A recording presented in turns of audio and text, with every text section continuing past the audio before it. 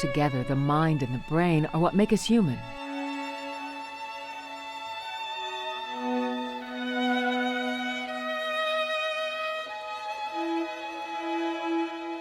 But we haven't always treated those with mental illness humanely.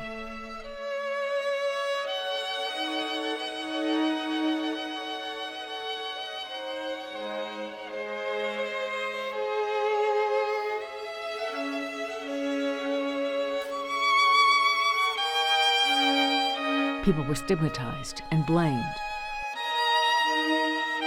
Despite the acts of caring individuals, we lacked scientific understanding and basic resources. Baltimore artist Aaron Sofer created original works for the association's early newsletters, portraying the dismal conditions resulting from our limited knowledge. Dr. Ralph Truitt, 1929. We eventually hope to help people out of trouble and to shed light on a few of those problems which are now dimly seen.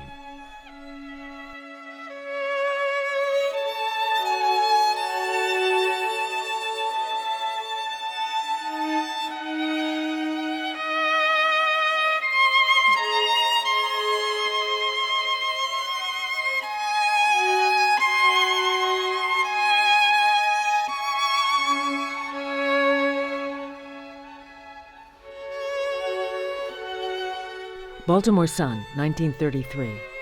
Hope and hopelessness, hand in hand at Springfield Hospital.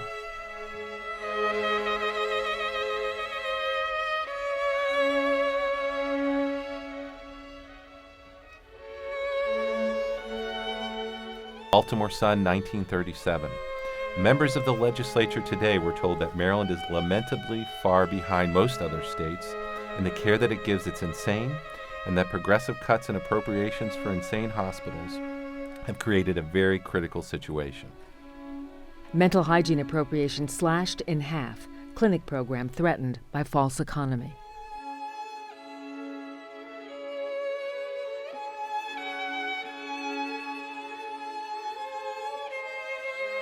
A handful of distinguished Baltimore medical pioneers advanced the theory that asylums should be hospitals, that the inhabitants were sick people who could be helped.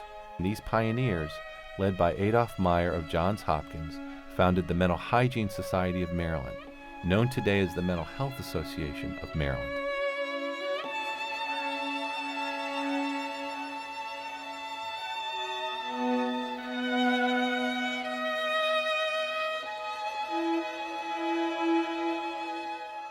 Baltimore Sun, 1949.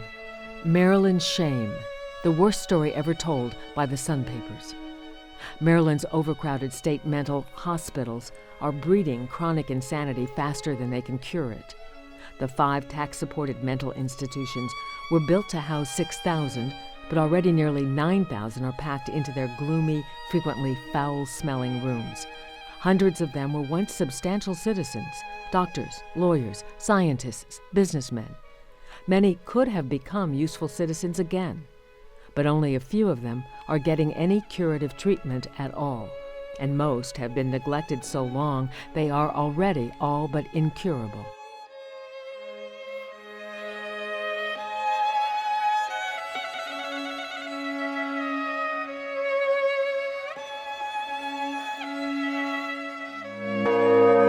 The National Mental Health Bell, recognized nationally as a symbol of the citizens' mental health movement, was cast in Baltimore in 1956 from the shackles and chains that once restrained people in psychiatric institutions.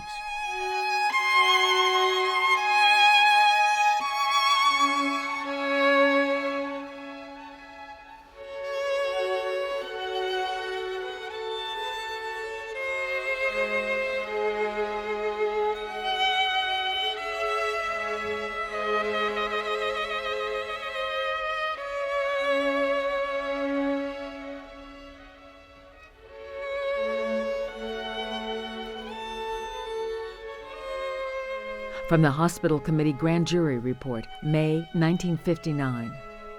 In looking at expenditures now going on in the city, improvements not involving human life, It is difficult to understand the attitude in not rectifying the horrors that we have seen in such institutions as Spring Grove, Springfield, and Rosewood.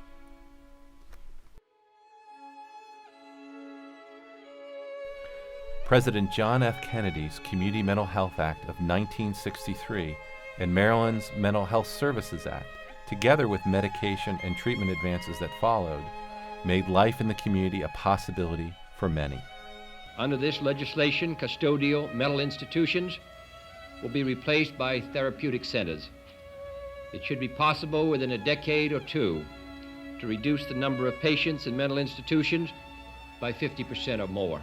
But no law providing facilities can be effective so long as there is a persistent and nationwide shortage of qualified personnel. I think that in years to come, that those who've been engaged in this enterprise can feel the greatest source of pride and satisfaction, and that they will recognize that there were not many things that they did during their time in office which had more lasting imprint on the well-being and happiness of more people. Los Angeles Times, 1990. Crawling up the Capitol steps to dramatize the barriers confronting them, scores of disabled persons rallied Monday to protest delays in congressional action on a Senate-based bill to expand their access to jobs, transportation, and public services. Spectators' attention focused on 8-year-old Jennifer Keelan of Denver, who propelled herself to the top of the steep stone steps using only her knees and elbows.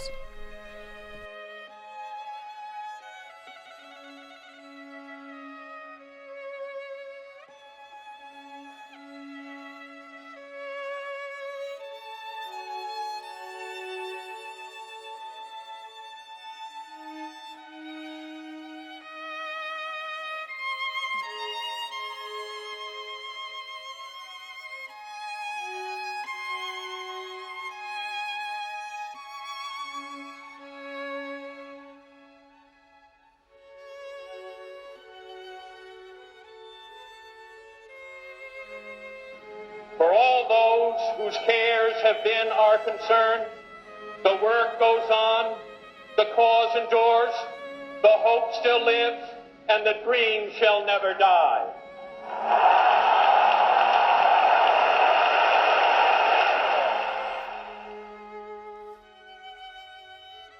Seattle Times, 2013. 50 years later, Kennedy's vision for mental health not realized. The idea was to successfully and quickly treat patients in their own communities and then return them to a useful place in society. 90% of beds have been cut at state hospitals, leaving nowhere for the sickest people to turn. But only half of the proposed centers were ever built, and those were never fully funded. The 3 largest mental health providers in the nation today are jails. Baltimore Sun, 1938. The problem of mental illness will never be solved by the construction of more buildings for the insane, but only through research into the prevention and treatment of the disease. When the people in the state feel that mental illness in human beings is as important a matter as destruction is to crabs or oysters, or Japanese beetles to the bean crop, then the problem of state care for the mentally ill may be approached from a sensible point of view. Los Angeles Times, 2015. Neuroplasticity, the brain's ability to adapt, offers hope to those with debilitating diseases. Hubert Humphrey. The moral test of government is how it treats those who are in the dawn of life, children, those who are in the twilight of life, the aged, and those who are in the shadows of life, the sick, the needy, and the handicapped.